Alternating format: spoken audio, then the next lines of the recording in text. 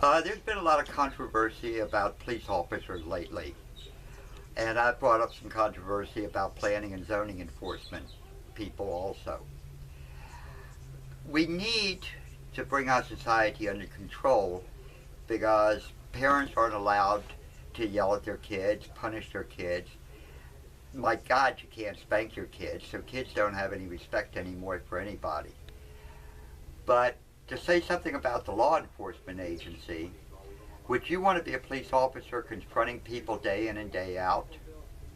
Do you get an adrenaline rush for confronting people? It takes a special breed of people to be like Green Berets, Navy SEALs, police officers, and code enforcement officers. These people are usually the bullies in high school. If we eliminate bullies in high school, where are we going to get the new special forces and police officers to go against the gangbangers? Gangbangers and police come from the same crowd of people, which is only a few percent of humanity.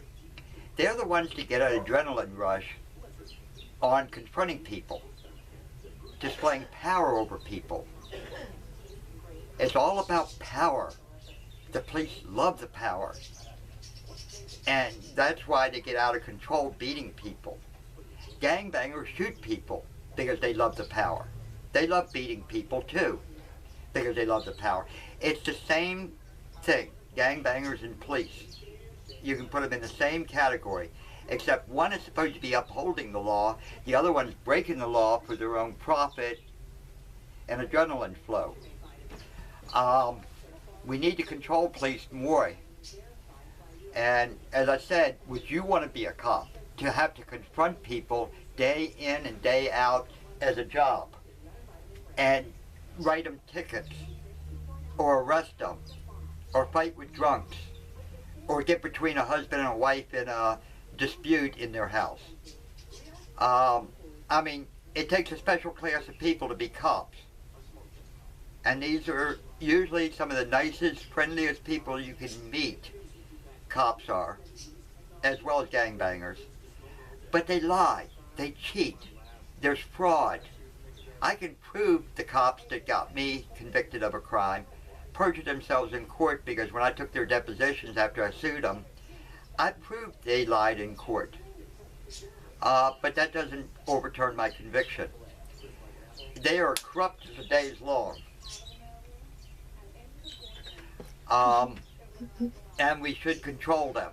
We should take away their immunity and start arresting.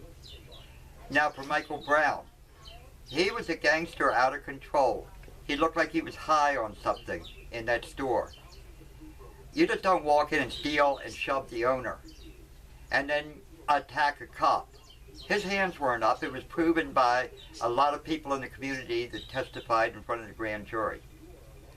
The one in New York selling cigarettes.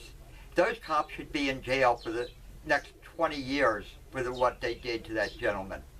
Or the one here in Baltimore that was beaten for no reason by that cop until his girlfriend tried to stand in between them.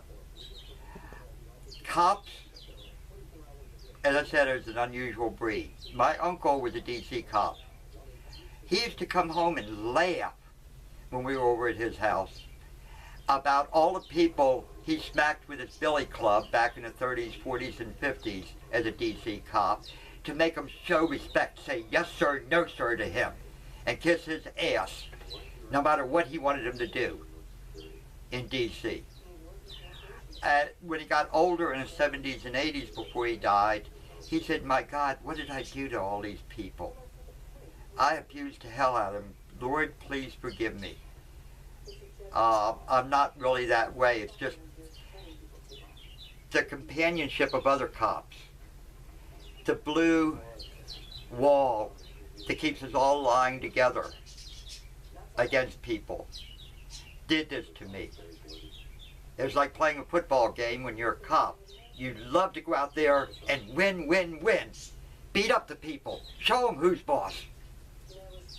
But we have to make them accountable when they do. Because most of the time it's unjustified.